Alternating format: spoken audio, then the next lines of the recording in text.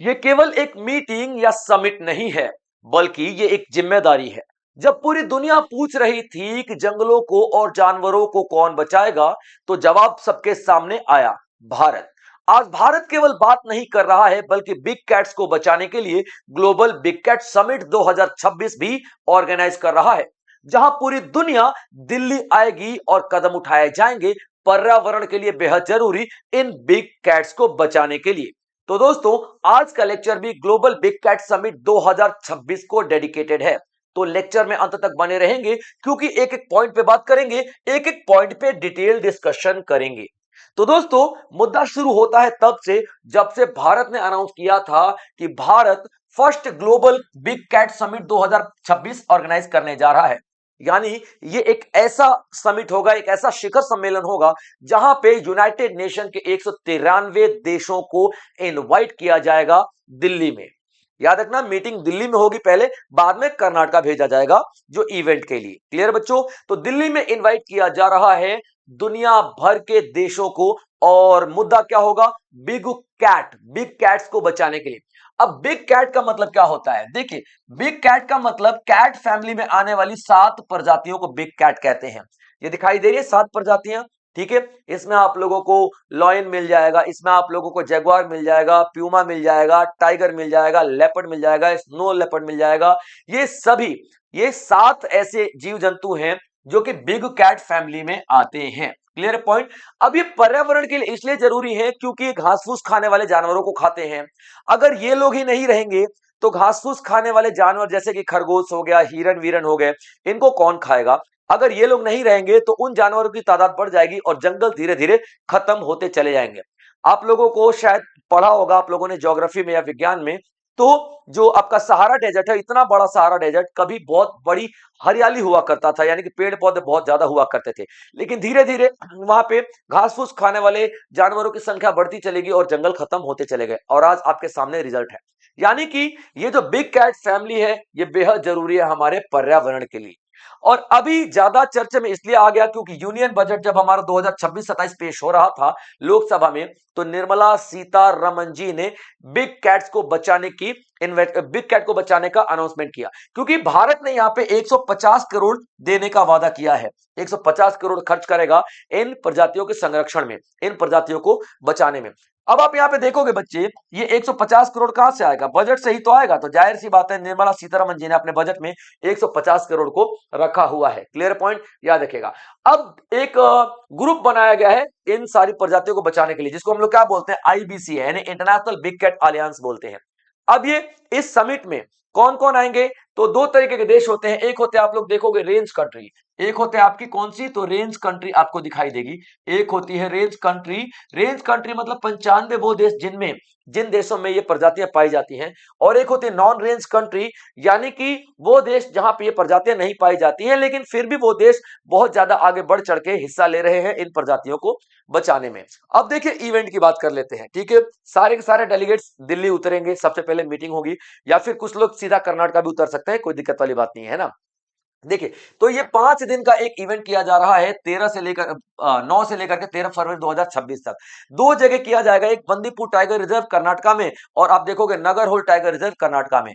और ये tiger reserve में ही क्यों किया जा रहा है? ताकि जो पूरी दुनिया से आएंगे एक्सपर्ट्स, पूरी दुनिया से जो वैज्ञानिक आएंगे, पर्यावरण वैज्ञानिक हो गए, डेलीगेट्स आएंगे, वो लाइव सामने देख सके कि भैया इन प्रजातियों को हम लोगों को बचाना है।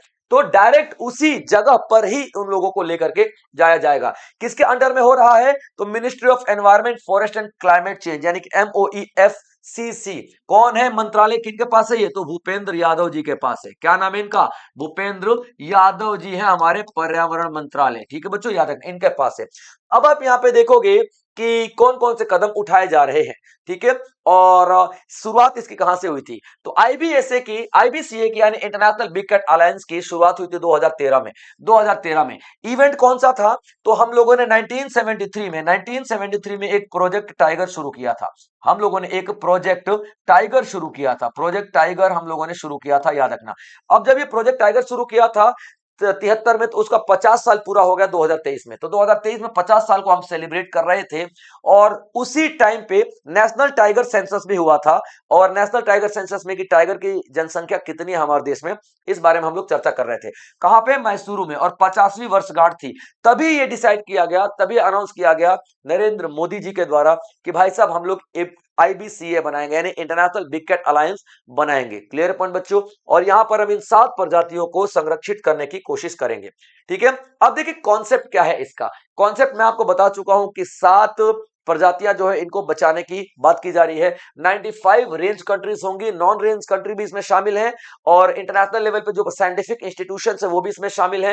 यूनाइटेड नेशन के सभी मेंबर्स इसमें आप लोगों को दिख जाएंगे। उसके बाद 9 इंटरनेशनल ऑर्गेनाइजेशंस आप लोगों को दिख जाएंगी, और भारत 150 करोड़ रुपए खर्च करने का वादा कर चुका है 2027-28 तक।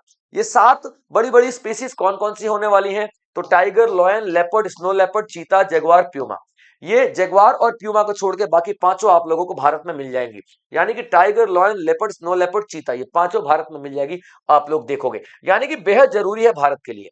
अब यहाँ पे आप लोगों को देखना है कि एक पॉइंट, एक ऐसा इंफॉर्मेशन कि आप लोग अक्सर देखते हो ना कि हम लोग देखते हैं कि कितनी जल्दी इनकी तादाद बढ़ती है। तो इसके लिए आपको जरूरी है गेस्टेशन पीरियड पढ़ना। यानी कि हम लोग बिग कैट्स में कौन सी प्रजाति है, और गेस्टेशन पीरियड का मतलब क्या होता है? जन्म, कितने टाइम में जन्म लिया जा सकता है इनके द्वारा। तो टाइगर जब प्रेग्नेंट, जो टाइग्रेस है, जो शेरनी है, जो बाघिन है, वो प्रेग्नेंट होती है ना, तो 95 से 110 दिन के दिन में 10 दिन के भीतर बच्चे दे देती है। चीता 90 से 95 दिन में, लेपर्ड 90 से 105 दिन में, ठीक है, लॉयन 100 से 110 दिन में, स्नो लेपर्ड 90 से 105 दिन में बच्चे पैदा कर देते हैं। ठीक है बच्चों, कंजर्वेशन की बात कर लेते हैं कि इनकी कंजर्वेशन में हम लोग देखते हैं, कंजर्वेशन का मतलब इनका बचाव, इनको बचाने के लिए क्या क्या किया जाता है। लेकिन सबसे पहले देखते हैं कि सबसे ज्यादा खतरे में कौन है। तो IUCN red list, IUCN red list कौन सी लिस्ट होती है? याद रखना, आईयूसीएन रेड लिस्ट कौन सी लिस्ट होती है? आईयूसीएन रेड लिस्ट उस लिस्ट को कहते हैं जो ये बताती है कि कौन सी प्रजाति ज्यादा खतरे में है, कौन सी प्रजाति बहुत कम, फिर थोड़ा कम, फिर थोड़ा कम, फिर थोड़ा कम, है ना, ताकि उसके हिसाब से उसको बचाने के हम लोग कदम उठा सकें। तो यहाँ पे आप क्या देखोगे, आईयूसीएन का जो रेड लिस्ट है, एंडेंजर्ड, एंडेंजर्ड का मतलब बहुत ज्यादा खतरे में, टाइगर बहुत ज्यादा खतरे में दिखाई देगा आपको, यानी कि खत्म हो ही जाएगा अगर सख्त कदम नहीं उठाए गए तो।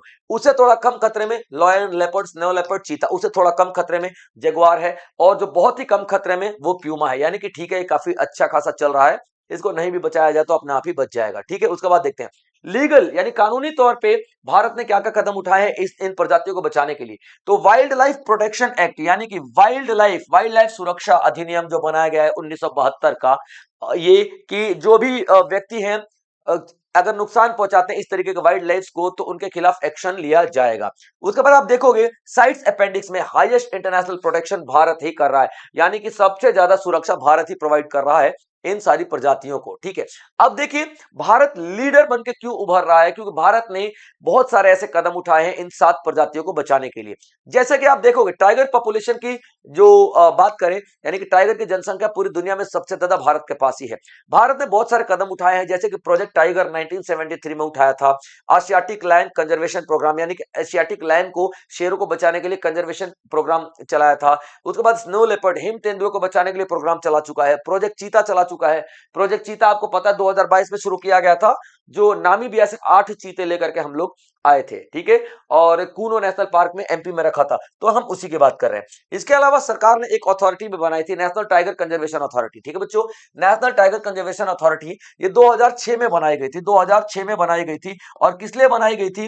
ताकि जो प्रोजेक्ट टाइगर है उसको ये देख सके कि भैया प्रोजेक्ट टाइगर ठीक से काम कर रहा है कि नहीं कर रहा, रिजर्व मैनेजमेंट किया जा सके, यानी कि तमाम तरीके की एक्शन ले जो कि टाइगर्स को बचाने के लिए काम में आती है। ठीक है, इसके अकॉर्डिंग अगर किसी टाइगर की मृत्यु हो जाती है तो ये पहले ही मान लेता है कि उसकी इलीगल मृत्यु हुई है, जब तक कि उसका पोस्टमार्टम में सही रीजन नहीं निकला है। तो देखिए कितना सख्त है ये, यानी कि टाइगर को बचाने के लिए बेहतरीन बेहतरीन बेहतरीन तरीके अपनाने की कोशिश की जा रही है।